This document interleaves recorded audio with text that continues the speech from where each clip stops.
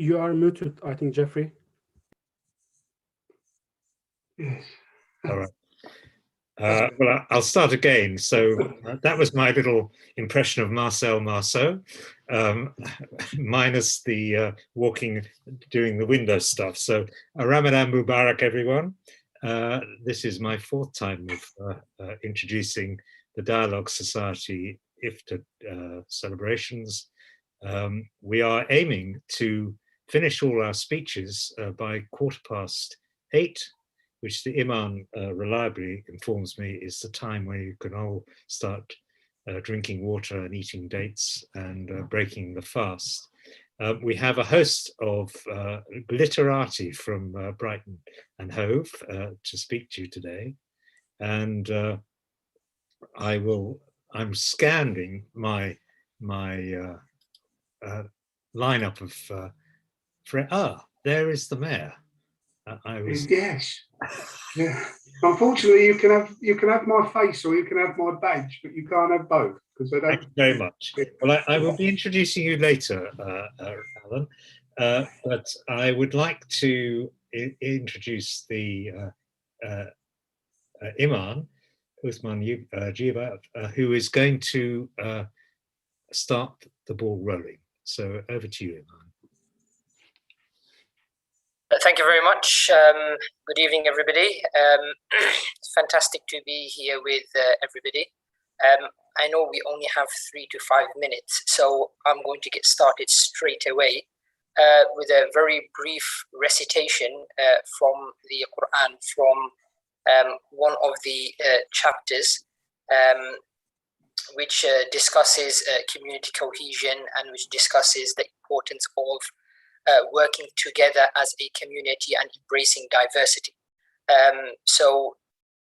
I'll recite 2 verses and then I'll just provide a brief translation of one of the verses, which should conclude my recitation. أعوذ بالله من الشيطان الرجيم بسم الله الرحمن الرحيم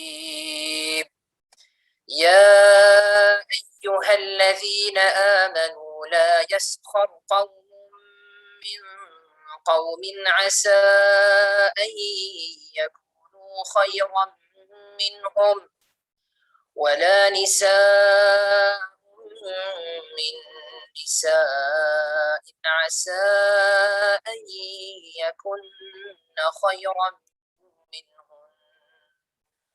ولا تلمزوا أنفسكم ولا تنابزوا بالألقاب بئس الاسم الفسوق بعد الإيمان ومن لم يتب فأولئك هم الظالمون يا أيها الذين آمنوا اجتنبوا كثيرا من الظن إن بعض الظن إثم ولا تجسسوا ولا يغتب بعضكم بعضا أيحب أحدكم أن يأكل لحم أخيه ميتا فكرهتموه واتقوا الله إن الله تواب رحيم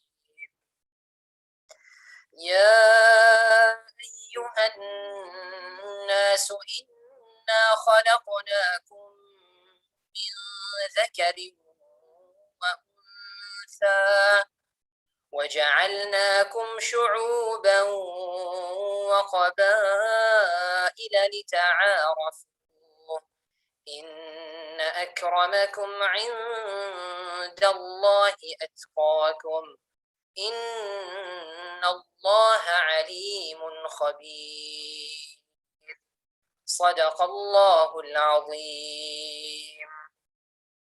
So just a few verses which speaks about some basic qualities which human beings, which Muslims are instructed to implement, and certain qualities that they are instructed to abstain from. So in these verses, qualities such as backbiting, insulting, making a mockery of one group or another, those qualities are mentioned, and God in these verses explains to Muslims that these are qualities that Muslims should be refraining from. But the key verse which I just wanted to very quickly highlight was the final verse, where God, he mentions in a very brief translation of the verse that, "O people, we have created you from man and woman, and we have created you in various tribes and various groups, in various communities, so that you may recognize one another. The most honored in the sight of God from amongst you are those that are most God conscious. Verily, God is all-knowing. His knowledge encompasses everything." The basic meaning of this verse is that the diversity that we see within our communities, the various religions, the various cultures, the various ethnicities, according to this verse, this is there just for us to recognize one another, and it is not a means, or it is not a reason for us to be separated and disunited. And in this verse, Muslims are instructed that rather than focusing on what each individual looks like, or what each community believes in, or what each what each culture, what they tend to do in terms of practice, Muslims are told to focus on their own actions, and they are told to focus on the actions of other people, judge people by their actions. So this is just a very basic translation, a very brief explanation of the verses of the Quran.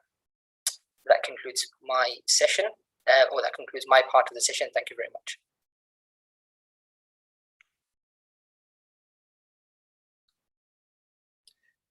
Thank you so much for those words.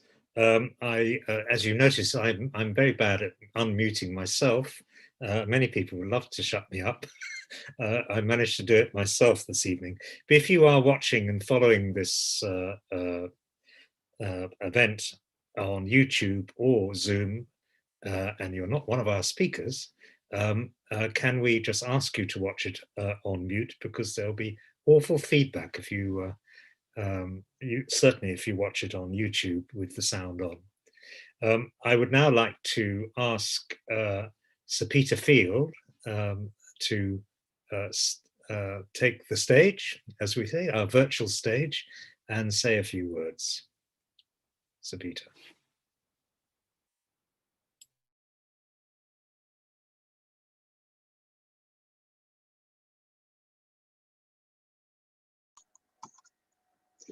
Thank you, Geoffrey.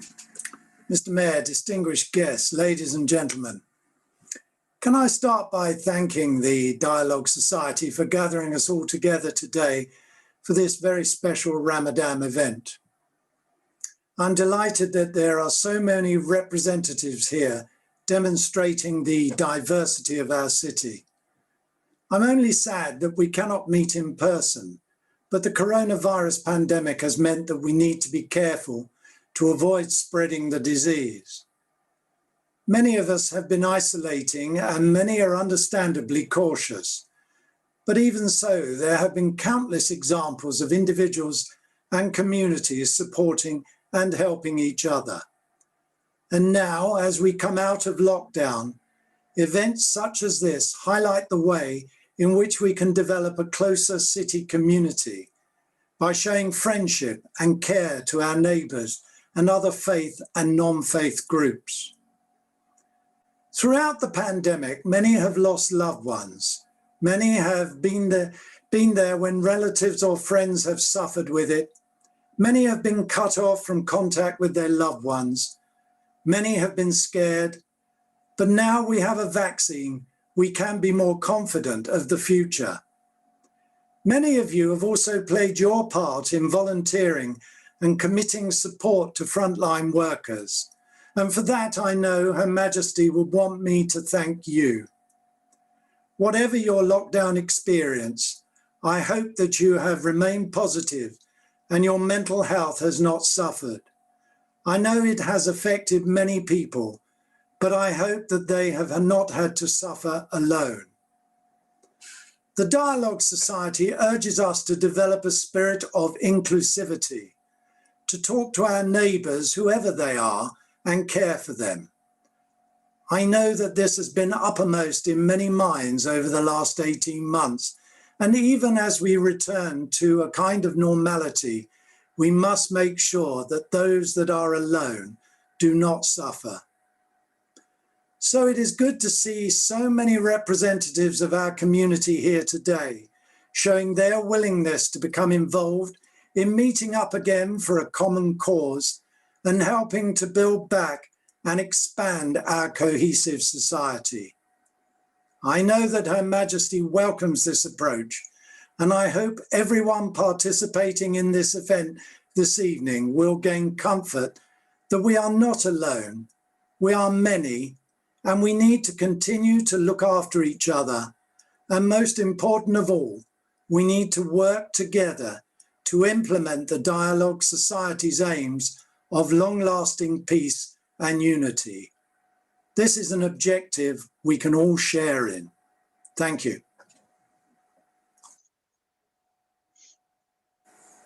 Thank you so much, Sir Peter, and I'm sure everyone will join me in wishing a very happy retirement, not until July, I believe, according to the Oracle, which is your website. Oh, I must have it wrong, Jeffrey, because it's not until the end of August. End of August. Well, there we go. I brought it on early for you. But thank you so much, because you've attended all the events that the Dialogue Society have organised that I've been involved in. And we really do appreciate you coming along each year. Sadly, this will be the last, but maybe you could just come as an ordinary citizen. Indeed, I may well. Ordinary about you. And talking of citizens, the first citizen of Brighton and Hove and Portslade is the next guest that we call on, Councillor Alan Robbins, who is the Mayor of Brighton and Hove. Alan, over to you. Thank you very much, Jeffrey. And, good evening to everybody. For those of you who don't know me, I'm Alan Robbins, the Mayor of Brighton and Hove, and as Jeffrey quite rightly points out, dear old Portslade. And my chaplaincy for this year is the Interfaith Contact Group. Thank you to the Dialogue Society for inviting me to this virtual evening. I'm just sorry we can't be together again this year in person, breaking bread. We have all got used to the virtual world, although I think many of us have had enough virtual to last us for a lifetime. As the theme of this evening is about rekindling community spirit and how local communities have responded to COVID-19 and demonstrated solidarity and compassion, I thought I should speak about one of the charities I support, Together Co. Together Co is a charity that combats loneliness and helps people that are in isolation. The charity connects people, places, ideas to create a society that everyone can be part of. I think it's true that the pandemic has taught us all that human contact is powerful. As of April 2020, Together Co had 445 volunteer befrienders. There were 59 social prescribing volunteers, which involves more specialist training. As of April 2020, befriending supported 445 people, social prescribing supported 1,058 people. Figures for April 20 to 21 are pending, but Together Co knows that the pandemic of 2020 saw a 750% increase in demand, with hundreds of more people coming forward to volunteer. Each volunteer needed to be trained very quickly to meet the demand. As the crisis began, Together Co listened to the needs of members, that is, of the users of the service. Based on what they told Together Co, a phone befriending service and phone-based social prescribing support was offered. Together Co also took part in a citywide community hub offering free food shopping service for people who were shielding. They grew their service to meet demand, and many volunteers switched to telephone befriending. Some signed up to help the doorstep delivery of groceries and other essential goods. One volunteer, Bentry, and I do hope I've pronounced that right, hand delivered on her bike across the city. The story of Ted, not his real name, is a good example of the difference that Together Co befriending service makes. Ted is a member user of the service and Together Co offer. Ted is a full-time carer for his wife. He loves speaking to Siobhan, one of the befriending volunteers, and said he classes her as one of his daughters. Siobhan, who has been volunteering for Together Co for about a year, and says phoning Ted means she is able to make sure he is looking after himself. Ted says, I look forward to Siobhan ringing me. Her calls take the stress out of my day. We talk about everything, how my life is in general and what my health is like. Siobhan helps me out with my shopping. She's a lovely person. Having befriending service there is really good as it helps someone like me. I can't get out much, but I do like to go into the garden to do some exercise. Siobhan, who volunteers, says, I like to make sure that he is okay as he cares for his wife who has dementia. He's a lovely man and I wish I could do more for him. I speak to him over the phone once a week, occasionally twice. I think it's nice to have some consistency. And he has an outlet where he can chat to me if somebody is bothering him. He likes to sing to the other people living in the home where he and his wife live. If they are distressed, it calms them down. It doesn't take much to volunteer, and it makes other people's lives so much better. It's good to know that there are a lot of community-minded people in the city that are now, and that there are many organisations which, after all, are made up of individuals that demonstrate their commitment to helping others. A compassionate city is really what we're looking for, where people look after each other and each other's well-being. A city where people feel supported and loved, where it's really what everyone is looking for. And I think we need more of that. Communication is vital, so thank you again to the Dialogue Society for inviting me to this virtual iftar meal. I'm very pleased to be here with my fellow citizens and friends, and perhaps next year we will be able to break bread together in person. Let's hope so, for goodness sake. Thanks all very much. Thank you. And so say all of us, Alan. And so say all of us. Thank you so much for those words. I now call on the leader of the council, who's actually going to be speaking on behalf of all councillors this evening, whatever colour rosette they normally wear. And just thinking of the words at the beginning from the Imam, no backbiting is allowed this evening, certainly not on the politics side. So I hand over to Phelim McCafferty, who I'm reliably informed will not be giving this speech in Gaelic, as I joked earlier along before we all started this broadcast. Phelim, over to you. Ramadan Mubarak. Good evening, everyone, and thank you to the Dialogue Society for inviting me to tonight's event and for their continued excellent work in bringing communities together. I became leader of the council last July, and in the decade since I was first elected, I've been so proud of the amazing community spirit in the city. And before the pandemic, it was this very spirit that's been essential to our city getting through the last year together. The many things like our status as a city of sanctuary, the work of many voluntary groups, our diverse communities, our arts, culture, and music.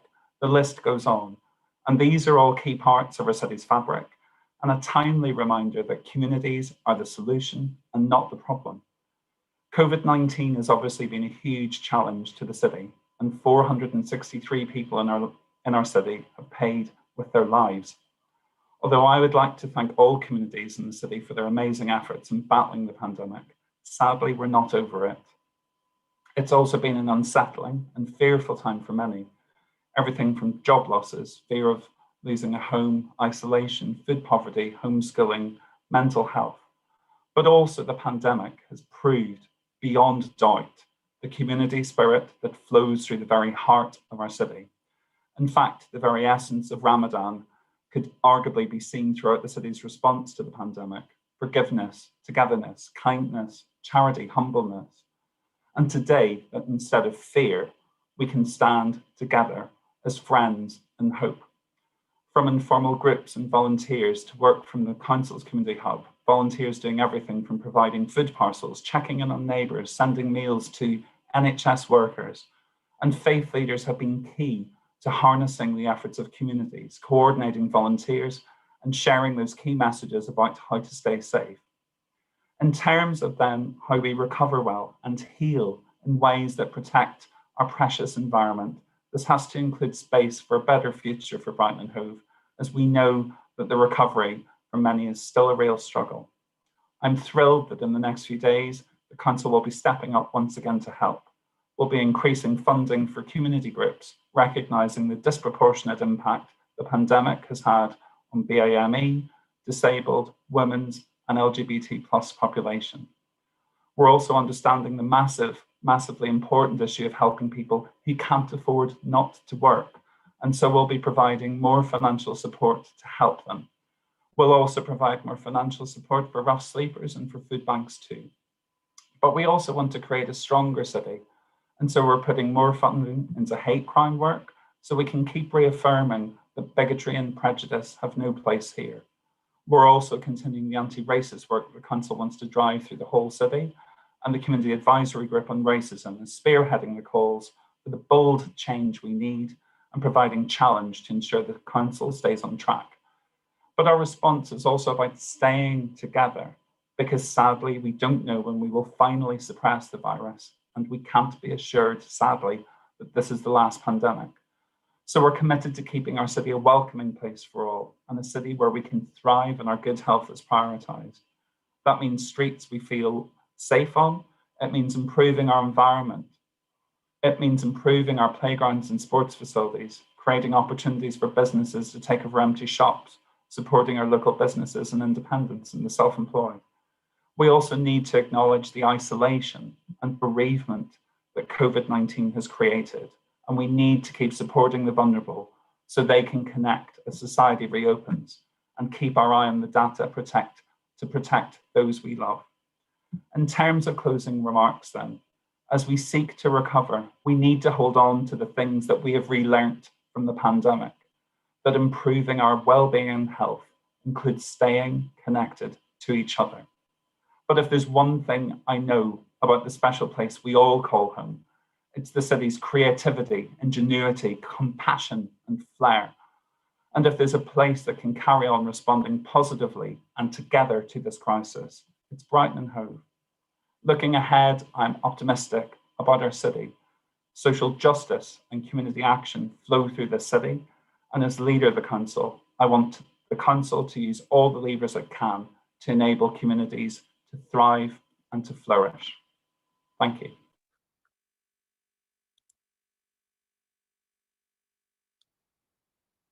Thank you so much, Phelim. I noticed actually we slightly jumped, and before we come to our MPs, Caroline Lucas and Lloyd Russell Moyle, and I'm reliably informed we have a video message from Peter Kyle. We do have a short musical interlude, and I'm going to go to my other script on the side from. Oh, actually, no, it's not a sort of musical interlude. Karim Balauchi from the Dialogue Society, who is hosting today's event, is going to say a few words. And while I say the Dialogue Society is hosting, it would not be possible to have such a breadth of representation from the city without the support of the Brighton and Hove Interfaith Contact Group, Community Works, and the Brighton and Hove Muslim Forum. So if I could just cue Karim to speak to us, and then we will turn to Caroline Lucas and Lloyd Russell Moyle, and hopefully Peter Kyle. And thank you, Geoffrey. Good evening, all. The Prophet of Islam is recorded to have said this: appreciate 5 before 5, your youth before your old age, your good health before your sickness, your wealth before your poverty, your free time before your preoccupation, and your life before your death. The pandemic, I assume, added a further one to this 5 before 5 wisdom. Appreciate the community spirit before the next lockdown. The Turkish version of a good scare is worth more to a man than a good advice is a good scare is worth more than 1,000 good advice. Indeed, the scariness of the pandemic should have taught us a lot. This is so particularly if we can apply the wisdom learned under pandemic conditions to other situations in life. I mean, if we can perform some kind of cross-disciplinary knowledge transfer. Let me give you a few examples. From the pandemic, millions of us have taken the bitter lesson of how valuable a refreshing breath is. That knowledge will become even more valuable when we realize the bitterness of racism that killed George Floyd, pleading, "I cannot breathe, I cannot breathe." During the pandemic, millions of us experienced that the not so delightful restrictions on rationing, for example. That experience will become even more valuable if we empathize with a mother who cannot afford enough food for her family, or with a father who cannot finance all of his children's studies and has to choose among them. The pandemic taught us all that viruses do not recognize borders. They don't honor our immigration regimes. They don't bother whether their victims are poor or rich, black or white, gay or straight. For some time, the richest and the wealthiest countries of the West became the dangerous hubs for spreading of the virus. Will we extract a valuable lesson from this experience and realize that there is no local solution to global problems? That we are not an isolated wonderland? That our artificial categories are meaningless on the face of the most crucial issues relating to the end of life in this world? The lockdown has also taught and continues to teach us the beauty of the human face. The call of the face, to use a phrase formulated by French Jewish philosopher Emmanuel Levinas. The human face that reminds us our duties towards each other. That human face that kindles the compassion in our hearts towards the members of our own species. We so much missed hugging each other. We will take that lesson when we realize that vaccine gap is inhuman and unacceptable. Already our country surpassed 50% by means of the first dose, but there are countries in the world that vaccine is yet to arrive. We will take the lesson of the lockdown, of the pandemic, when we raise our voices against all kinds of genocides here and there, past and present. We will take that lesson when we add our voices to that of the Uyghur mothers who would not hug their children stuck in camps in China, to that of Turkish children whose parents are jailed for their counter-hegemonic views, to that of Syrian, Afghan, Pakistani refugees waiting years for a simple family reunion decision. We will truly appreciate what we have only when we sympathize for the people who don't have it. Dialogue Society is calling you to appreciate the community spirit before the next lockdown. May it never come. Thank you. Thank you so much. I slightly misled you on the running order earlier because we have a short musical break before I will introduce Caroline Lucas and Lloyd Russell Moyle and a video message from Peter Kyle. So we're going to have live music from Razia Aziz. Some of you may have heard Razia last year and is making a command performance, a return performance. So over to Razia.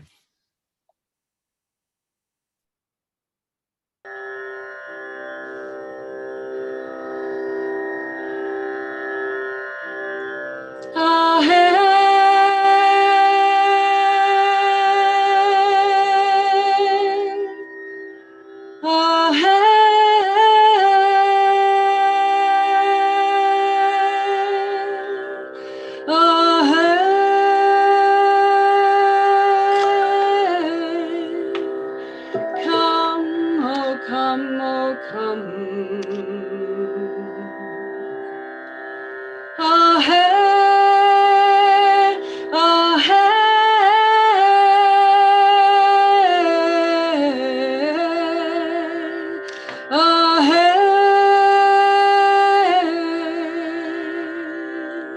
welcome, welcome. We are the children of one creation, from every nation, in every tongue we speak as one. Assalamu alaikum, wa alaikum assalam. Shalom, shalom, shalom. Om Shanti, Shanti, Shanti. Om. Peace be upon you, upon you, and you, and you, and you.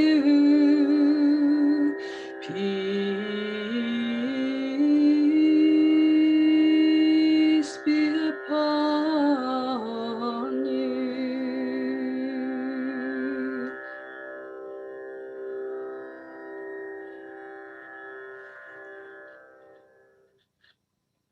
That was so poignant, and I know you were singing it not only just for everyone who was watching this broadcast, but I know recently you lost your mother.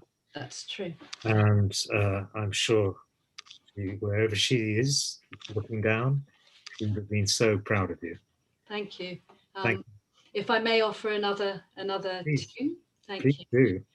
So I'd like to dedicate this to my mother, who passed away in Brighton in the Royal Sussex County Hospital exactly 1 month ago. It's been a really tough 15 months, or however long it's been now. It feels like an awful long time. And we've all been separated from each other, both in time and space, and sometimes through loss and bereavement. But these Zoom platforms and other platforms have helped us to stay connected, and it's not the same as face-to-face, but it is a miracle that we can be together in this way. And there are certain advantages to Zoom, and I'd like to take advantage of that for this next song, which is short. But the first one is that with your microphones off, you can sing as loud as you like, so you can sing along and nobody can hear you. So I really invite you to sing along, and doesn't matter if you're loud or soft, in tune, out of tune, in time, out of time, you can just enjoy it. The second is that when we're looking at each other on these flat screens, nobody knows that you're looking at them. And so I'm going to invite you to secretly look lovingly at people on this screen without embarrassing yourself or them, because they won't know. And we can lovingly look at somebody that we don't really know very well, without judgment and without any narratives going on in our head about who they are or what they look like and whether you like their clothes or anything like that, but actually just look deeply into the mystery of who they are. We are one creation that came from one origin. And I think science and religion are actually both agreed on that. May disagree about what that origin is and those other things, but we came from one place and we're all connected to each other. We're all part of each other. We all need each other. A single creation, a single origin, and a single love that unites all of us. So this song is a love song, and many of you will know it. I'm going to put the words in the chat, and it's just one verse and it goes over and over again. So I'll sing it 4 or 5 times, just to give you an opportunity to remember, both to connect with people here, but also you may want to sing this song to somebody who you've been separated from, either by time and distance or by loss. How could anyone ever tell you you were anything less than beautiful? How could anyone ever tell you you were less than whole? How could anyone fail to notice that your loving is a miracle? How deeply you're connected to my soul. How could anyone ever tell you you were anything less than beautiful? How could anyone ever tell you you were less than whole? How could anyone fail to notice that your loving is a miracle? How deeply you're connected to my soul. How could anyone ever tell you you were anything less than beautiful? How could anyone ever tell you you were less than whole? How could anyone fail to notice that your loving is a miracle? How deeply you're connected to my soul. Don't forget to sing. How could anyone ever tell you you were anything less than beautiful? How could anyone ever tell you you were less than whole? How could anyone fail to notice that your loving is a miracle? How deeply you're connected to my soul.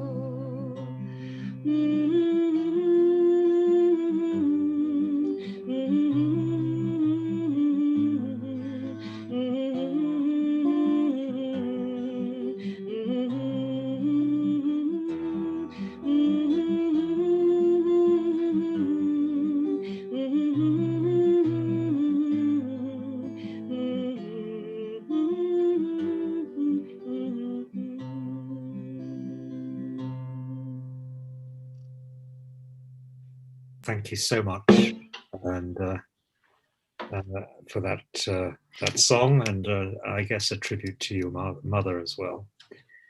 Thank you so much, Aziz. And now, I think she should always be sung in. We have Caroline Lucas to say a few words to us, MP for Brighton Pavilion. Caroline. Thank you very much, Jeffrey. Ramadan Mubarak. Thank you so much to the Dialogue Society for inviting me to share in this special Ramadan event with you. The second year running when sadly we can't be together physically, we have to meet remotely. And I did just want to say what an honor it is to follow such a powerful and eloquent speech from Karim and Razia Aziz's most beautiful music. And as tonight has shown again, despite our physical distance from one another, these evenings are always such a wonderful example of what can be achieved in the name of unity, with one community within our wider community opening its doors in the spirit of friendship, bringing people together and helping us to make connections for the future. As this year's theme is about rekindling community spirit, first I want to say such a huge thank you from the bottom of my heart to everyone who throughout the course of this pandemic has shown us again what an inclusive, compassionate, generous sense of community we are lucky enough to have here in Brighton and Hove. Since we last met, so many constituents have faced the most difficult months of their lives. But the way that we have looked out for one another and made sacrifices to protect one another and the most vulnerable, I think has brought out the very best of people in our city. People like the volunteers and members of the Brighton and Hove Food Partnership, for example, who led a massive campaign to ensure the most vulnerable in our city were not left hungry by coordinating an inspiring community effort to provide food parcels and they cooked meals for those who were isolated or living in poverty. Or people like Kath, who was one of my constituents, who raised almost £1,800 via donations from friends and local community to buy good quality hand cream and lip salve and face creams for her colleagues at the hospital who were suffering so much from having to wear the face masks and gloves all day.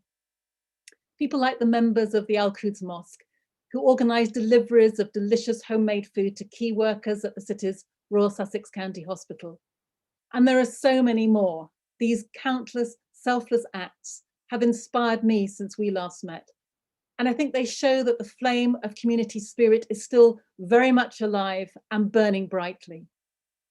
And that flame is also the light that helps us to understand one another better and to overcome the ways we are still divided.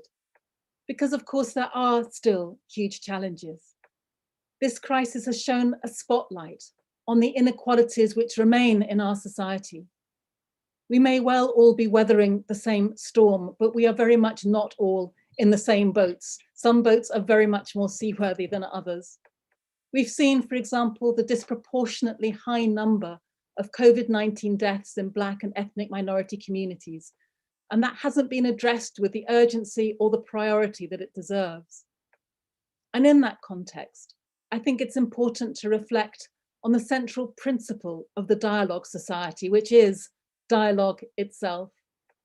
We cannot fix the many problems in this country if we don't talk, and crucially, if we don't listen to each other. That's why this kind of event and this focus on rekindling community connection is so crucial to building a better world, a better country, and a better city. So as we emerge from this most challenging of years to rekindle our friendships, our connections, and our community spirit, let's hold on to some of what we've learnt from lockdown. That sense of shared purpose, the courage, the solidarity, the realization that an inclination to goodness is hardwired in humanity. Let's look forward with hope and optimism to using what we've learnt to transform the future, to transform our city, to transform our communities. And I'm sure, of course, we all look forward to being able to gather again in the same room, sharing food and stories and celebrating the breaking of the fast in person.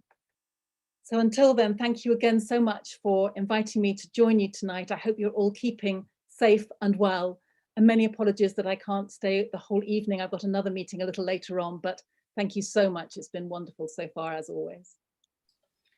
Thank you so much, Caroline, and thank you for your patience as I messed up the running order as usual, but no matter. Because one good speech always deserves another, and I guess we're going to get one from my local MP, Lloyd Russell Moyle, who I have seen in the waiting room. So Lloyd, over to you. Thank you very much, and thank you to everyone that's already spoken, and of course thank you to the Dialogue Society for hosting this event again. It's actually almost with great sadness really that a year later, we're still doing this virtually. A year later, we've not managed to get to a situation where we can meet in person. But I hope there is light at the end of the tunnel. I hope because of the vaccines that have been developed, including, of course, the Pfizer vaccine and AstraZeneca vaccines, but the Pfizer vaccine in particular was developed by 2 Muslim immigrants from Turkey. And of course, our own Oxford AstraZeneca vaccine produced by state funds and totally non-for-profit everywhere in the world. Those 2 vaccine developments, and of course all the others, to me show when we do come together, when we do support refugees, for example, and allow them to develop their potential, or that we make sure that we invest in public research and public services, that actually we can do rather remarkable things. When human beings come together, we can defeat this rather scary and dangerous virus. And it might take time. And of course, that does not negate the awful amount of human suffering and loss that we've had in the meantime. And I do believe that with the right focus and determination, we can and we will get through this. But that does not mean also that many people, as Caroline and others have said, have not had an awfully tough time in this last year and a bit. Millions have continued to miss out from the support that really they need and deserve, and have had to rely not on the government or council, but on neighbours and friends and community when there have been missing out of the support. And neighbours and friends and communities have come together. You know, Ramadan is, of course, of a time for us to reflect, for Muslims, of course, to break fast in coming together, but also for us to consider more widely how the community continues to come together. And it doesn't happen, in my view, naturally or organically. It happens because people stand up and do the right thing. People and individuals and groups show leadership, and through that leadership they inspire others to stand up. Many of you will have seen the Brighton and Hove buses, the new semi-electric buses that are going around, where there is a community champion on the side of them. Not a great figure of Brighton's history like we've had on previous buses, but ordinary people that have done amazing things during this COVID pandemic and have been nominated by their fellow neighbours, residents and councillors. And to some extent, it shouldn't need someone to be on the side of the bus for them to do it. And I don't believe that's why anyone did it. But what it does show is on the side of the bus, hopefully, to inspire others and to inspire communities, that when people do things, they are recognised, they are celebrated, and they are worthy of our adoration, not to be put on a pedestal, but to be celebrated. And I hope that we will also celebrate many of those other unsung heroes that might not have made it on a bus, might not make it on an MP's list of a speech, but they do make a difference to the neighbour, to the family member, to the person that might have needed them at that moment of time. And hopefully we can all support and reflect and actually celebrate those people in our own little ways. COVID, of course, doesn't see race or gender or class, but housing, health, the state as a whole, from policing to education, and the opportunities people have, that does see race, gender and class, and it sees it far too much. And those things affect the outcomes of health, gender, criminal justice, criminal justice, education, and the lived environment that we live in far too often. And that's why we've seen, of course, that many communities, whilst COVID doesn't discriminate against your race or your class, we know that communities that are poorer, communities from Black, Asian or other ethnic minorities have been hurt more by COVID because their resilience, the state, the support and opportunities that systems in our communities have afforded them for too long has not been fair or equal. And we of course saw that with George Floyd, and of course we have seen that with the outpouring around gender violence as well.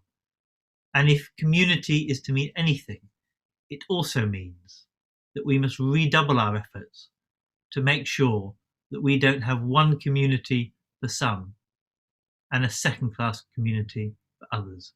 That's not the kind of society that I want to live in. And so, in coming together in COVID, we must also come together in making sure inequalities and discrimination end in all of our communities and our country. Thank you.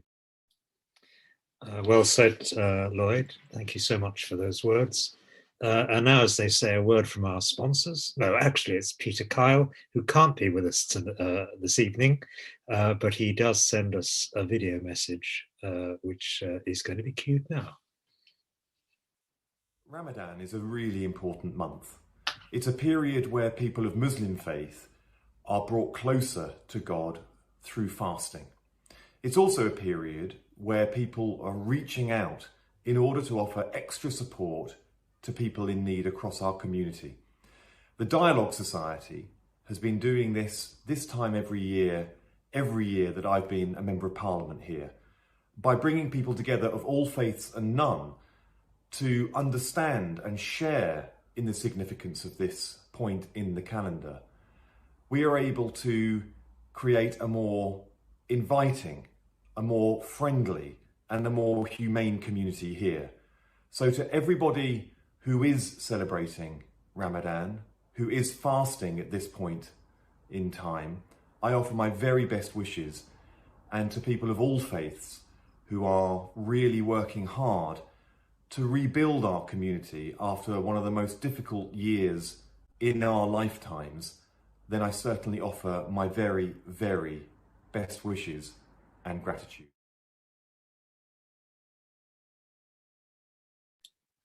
Thank you very much. That was cut off rather quicker than I anticipated, but it does mean that we can get rather quicker than anticipated too to our next musical interlude, where we have Judith Silver, who is going to serenade us now.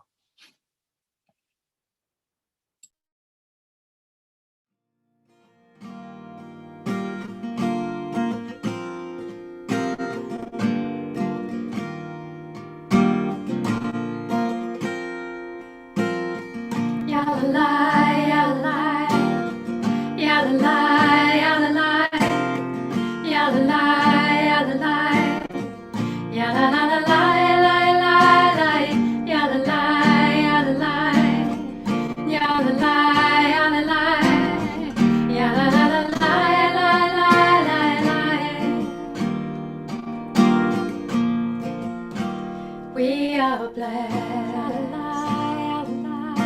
to be together. We are blessed to share these moments. Doubtless never been, never will be again. But oh,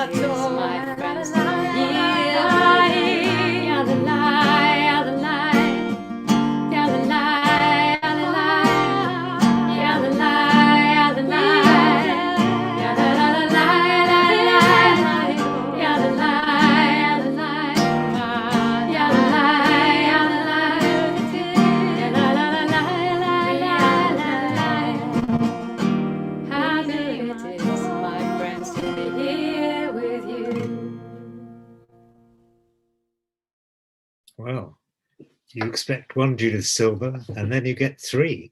That was absolutely gorgeous and beautifully put together, and a very good way to herald in our next speaker, who is the West Sussex Divisional Commander, Chief Superintendent, I beg his pardon, Chief Superintendent Howard Hodges.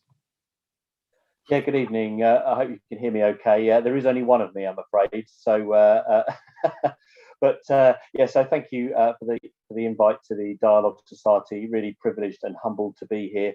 As introduced, I am the Divisional Commander for West Sussex, and you might be wondering why am I on the call? But actually, I've just taken over from Chief Superintendent Nick May, who is the Brighton Divisional Commander, as the lead for faith and belief as an equality champion for Sussex Police, which is why I've been invited along this evening. And certainly Nick speaks very, very highly of this group and the people on it. So I'm really looking forward to working with you. Clearly, the last year has been challenging for us all, personally and professionally. That goes without saying.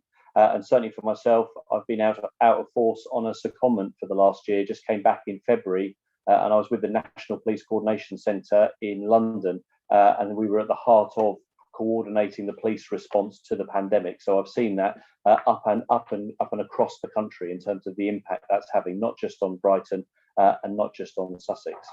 And from a police perspective, there's been some, clearly a huge impact on our traditional demand in terms of some of the things that we normally do in terms of our policing activity, but also some new and unique challenges for which we simply weren't prepared for and have had to learn and grow and evolve as we go through, particularly in terms of legislation, in terms of regulation and restriction on our lives. For both personally and professionally. And that's impacted on us in so many ways that we never thought was possible in terms of our ability to gather, our ability to worship as we'd want to. And I think throughout the pandemic, it's fair to say, as always, we have seen, and it has brought out in policing terms, the very best of society, and on occasions, disappointingly, also the very worst of it. But nevertheless, most positively, is the best of society that it's drawn out. And whilst much of the pandemic, and we've heard personal tales and personal stories on the call this evening, and very, very sad to hear in terms of loss of life, there are nevertheless opportunities when we look forward and project forward. How we've supported and recognised the efforts of the NHS and other frontline workers, the volunteering that we heard earlier on spoken about by the Mayor, the generosity of spirit, the community cohesion, which has really powerfully emerged. And I guess the key question for me is, how do we make sure that that's sustainable, and what's the role we all have working together to make sure that what we've seen emerge as an opportunity for the challenges of the pandemic is sustainable and has some legacy, and we don't see that community cohesion ebb away as normality returns. So for us and for me, it's very much focusing on the positive elements, that community spirit, faith, national cohesion, and making sure that we all lower our flags and ignore some of the traditional barriers and boundaries that have prevented us doing that in the past. We, of course, need to learn the lessons, and certainly policing at a national level and locally, we're doing that every day, and we know we can be better, and we want to be a better version of ourselves going forward. But as this evening's all about, it's about trust and togetherness and rekindling that community spirit, which I think is our collective duty to stay connected. So from my perspective, very grateful for the invite to be able to join you this evening. I don't know many people on the call, but certainly through the work that I'll be doing with the Faith and Belief portfolio over the next few weeks, months and years, thoroughly looking forward to working with you and the new friends that I've met this evening. So a big thank you to the Dialogue Society, and thank you very much for making me feel so welcome. Thank you very much, Howard. I didn't demand to see your visa to come into the East Sussex, but report to my study in the morning, young man. A person who has been, we've talked a lot about the pandemic, and someone who has been really at the eye of the storm locally is our next speaker, and that is Alistair Hill. And for those of you who don't know Alistair, he is our Director of Public Health. So I hand over the floor to Alistair.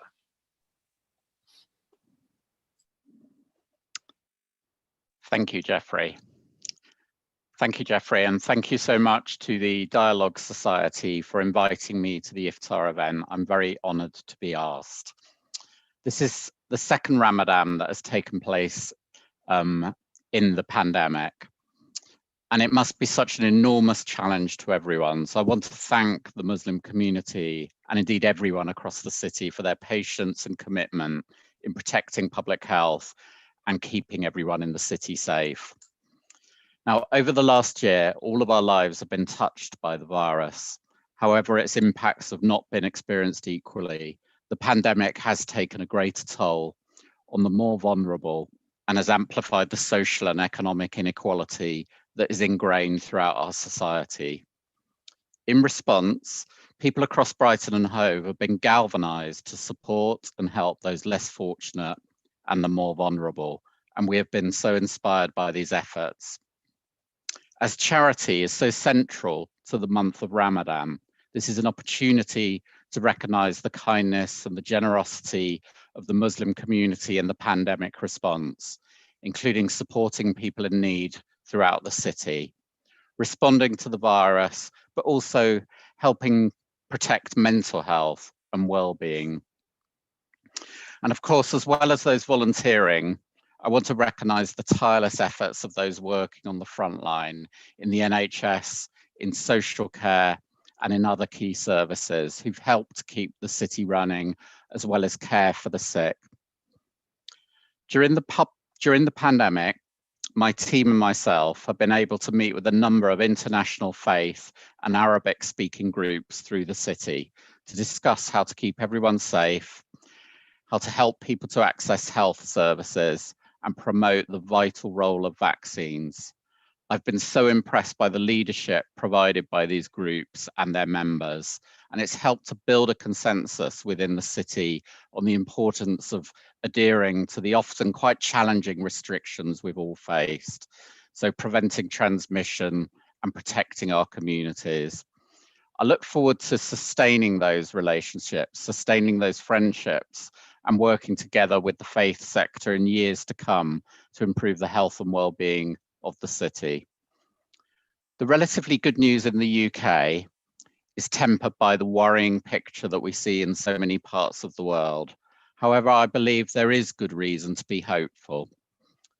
It is certainly true that in a pandemic, no one is safe until we are all safe. Ensuring that people can take up the vaccine is a vital part of the solution, locally in Brighton and Hove, across the country, but vitally across the whole world. However, it's also going to be important to rekindle, nurture, and sustain our community spirit to build a healthier and fairer future beyond the pandemic. Thank you. Thank you so much for that. And let's just never forget the benefit of having a wonderful community health system in this country. And I think some people may have forgotten what wonderful networks they have and what experience they've had, and rediscovered it late in the day, but better late than never, I guess. And so I then go on to invite, I mentioned one of the co-sponsors of this evening earlier on, and one of them is Community Works. So I'd like to introduce Jessica Summer to speak now.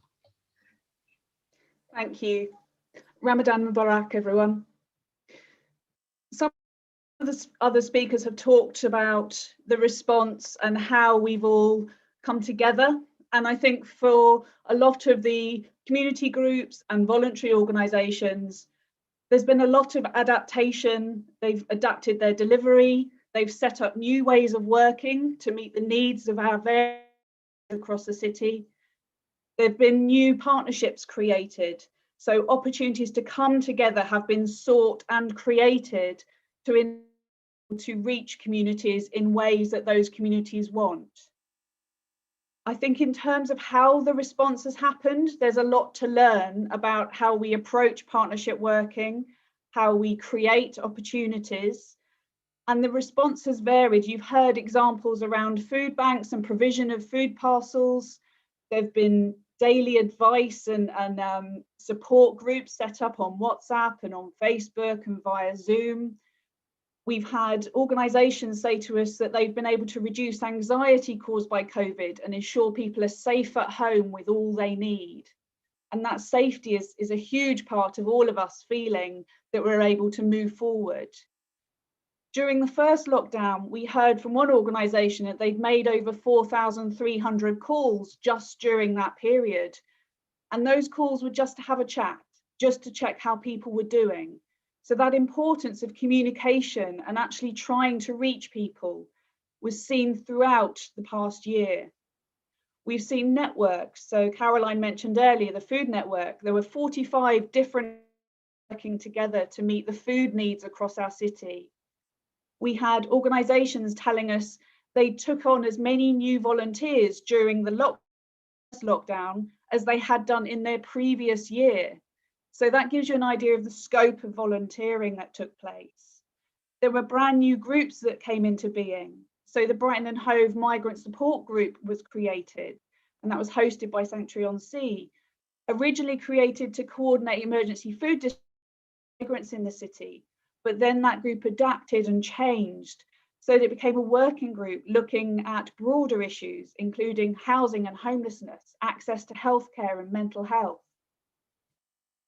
We've also found that the key aspects that we've learned need to be taken forward into our next phase and as we emerge.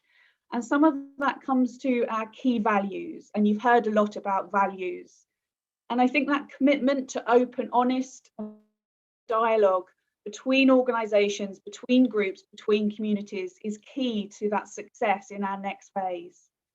The ability to communicate clearly and the ability to listen, more importantly, to those who perhaps don't have as loud a voice is really, really essential.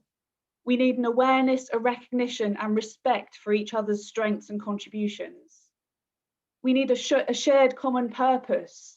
So encouraging person-centered ways of working, what matters to the people we want to support. We need to look at how we work collaboratively, and we need to address social and structural inequalities that have already been spoken about. The trusted relationships that already exist are essential, but we also need to look at how we create new partnerships, how we create new working relationships across communities, between individuals, between organisations. How do we share values? We understand what our diverse communities need from us.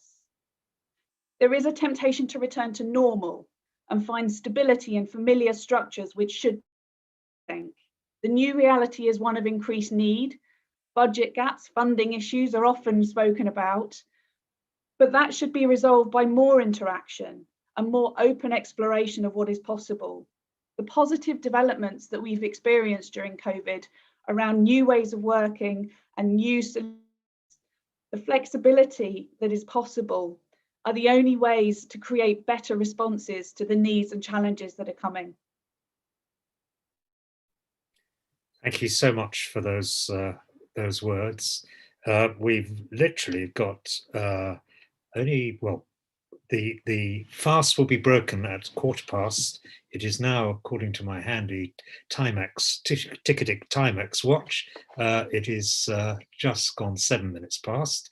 And with that, I would like to introduce Rabbi Eli Sarah to say a few words, or maybe she'll even sing, who knows? She has a wonderful voice.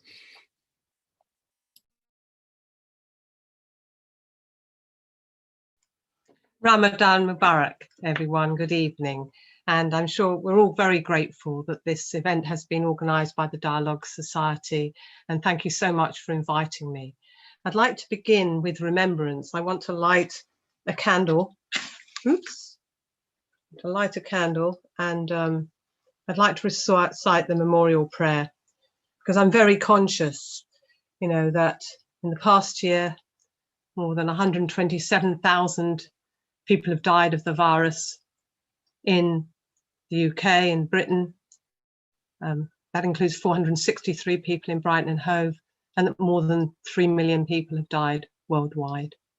And so here is the Jewish memorial prayer. El male rachamim, shochen b'maromim. El male rachamim, shochen b'maromim.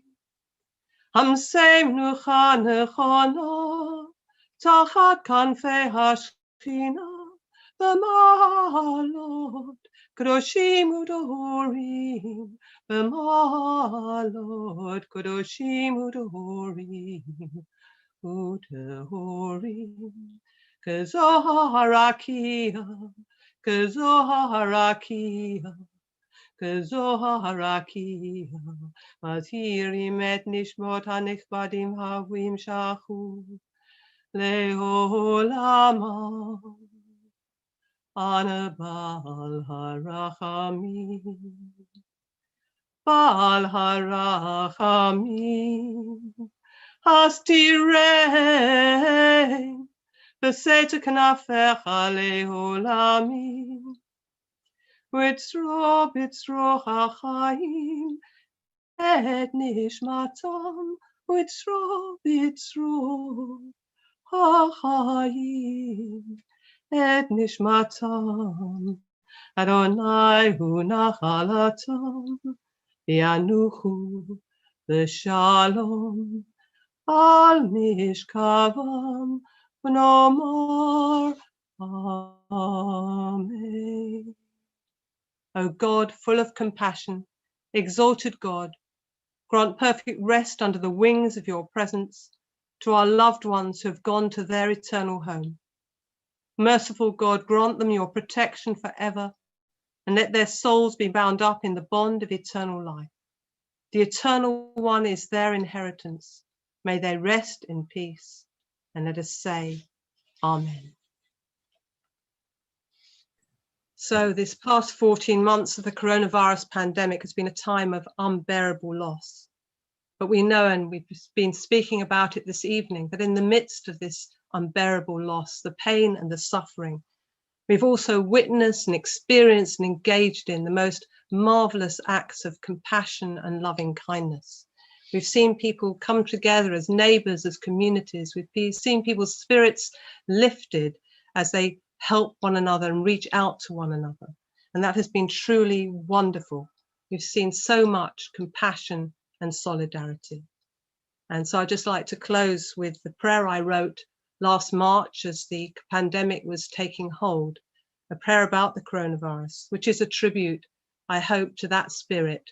And hopefully we can feel encouraged by everything we have experienced in terms of rekindling the spirit of community. We've seen the spirit of community, and it will continue. Eternal One, rock of our lives, we turn to you in the midst of this coronavirus crisis, seeking refuge and a foothold, and also encouragement as we try to find our own courage. As social distancing prevents us from experiencing the joys of life in community, may the need to withdraw and stay well be accompanied by the urge to reach out to others with compassion and care, and to forge and renew connections, even in the absence of physical contact. Recalling the trials of those who went before us and their endurance and survival, may we find the strength to endure, even in the face of pain and loss, and the insight to know that this challenging time will pass. As the natural world renews itself, may we be inspired by the wonders and marvels of the earth to discover through this crisis pathways to renewal and new hope. And let us say, Amen. Thank you. Thank you so much, Rabbi. I'd like to, before I call on the Imam to call for prayer, I'd like to ask Anthea Ballum to say a few words, bearing in mind the fast is broken at 8:15. Anthea.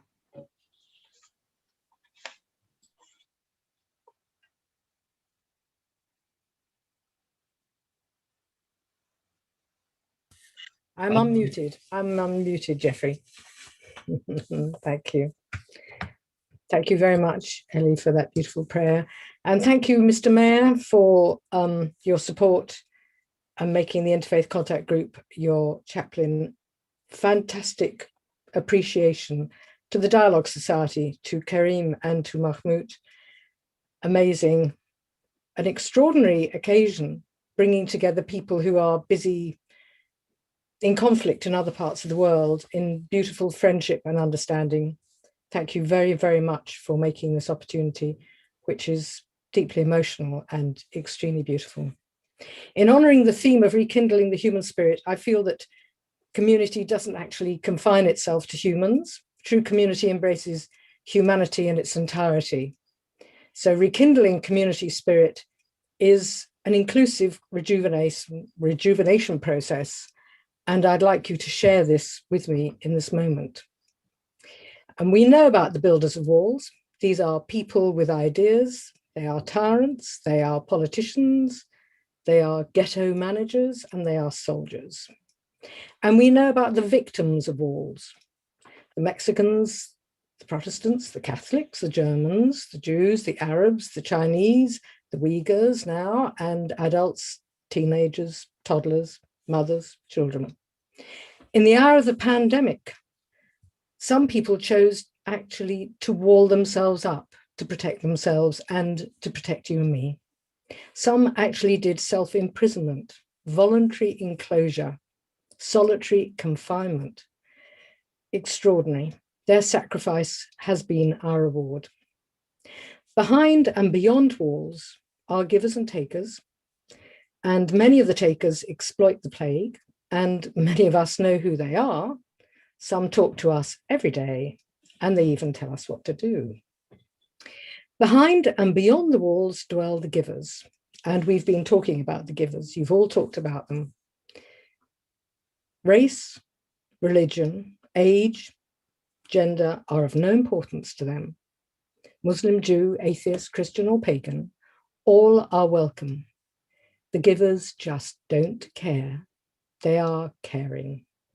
Their compassion spans empires, and their compassion, as we've all seen and we know, is to be seen everywhere in this amazing city of ours, a city of extraordinarily kind people.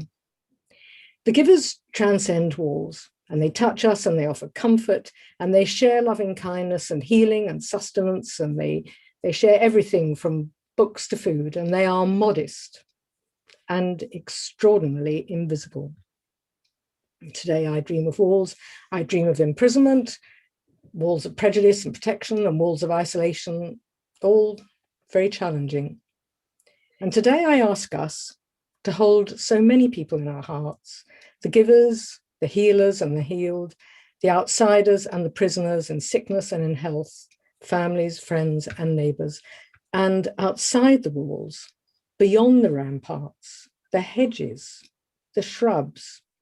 We find hills and trees and plants and flowers and fish in the sea and beasts on land, seeds and birds and insects that travel through the air and on the wind, and they fly beautifully and majestically over the man-made walls that we've made. And they will never, ever understand our love of enclosures. So what I'm asking, and the blessing I'm asking for, is for the walls of tyranny to crumble. May the walls of the pandemic dissolve. May the greed disperse like dust. May life return to our planet.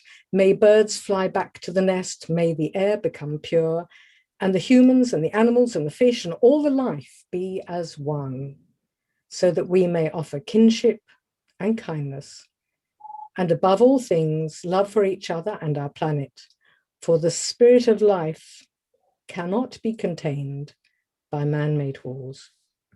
Thank you. Thank you so much, Anthea. And I'm going to rush straight on because we are at least 3 minutes over the call to prayer and the end of the fast. So Iman, over to you to do the call to prayer, please. Thank you very much. So as quickly as possible, we'll proceed with the call of prayer, which signals for Muslims the time for breaking the fast. Allahu Akbar, Allahu Akbar, Allahu Akbar, Allahu Akbar. أشهد أن لا إله إلا الله أشهد أن لا إله إلا الله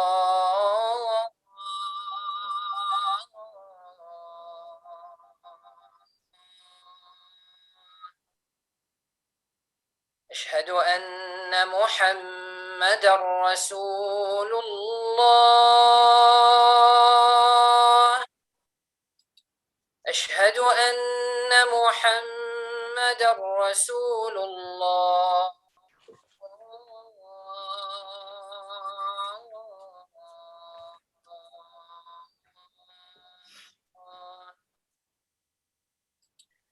حي على الصلاة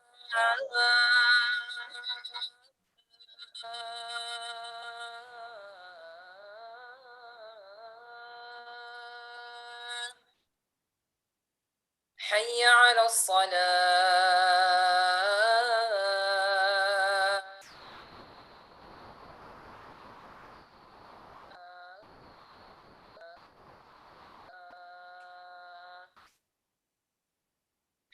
على الفلاح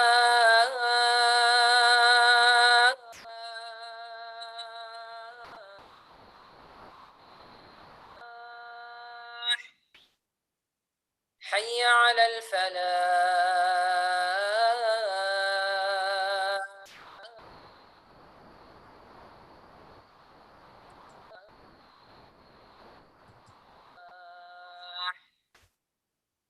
الله أكبر الله أكبر لا إله إلا الله. Thank you very much. Ramadan Mubarak, everyone. Thank you so much to the Dialogue Society, to the Brighton and Hove Interfaith Contact Group, Community Works, and of course, Brighton and Hove Muslim Forum for making this all happen. I'd like also to personally thank Mahmoud, who I see in his book-lined study, anxiously worrying that we're keeping everyone from breaking the fast by minutes. Mahmoud, you may now have your water and a couple of dates, and I wish you all well. And let's hope that next year, cheers, Mahmoud. Let's hope next year we can do this in the Grand Hotel, the normal venue. Other hotels do exist, of course, but the Grand is our preferred venue. So let's hope that next year's iftar celebrations can be together. So with that, I'd like to wish you all a good night and be safe. Thank you so much. And thank you so much for inviting us all to share. Ramadan Mubarak. Thank you, Ali. Thank you. Bye-bye. Bye.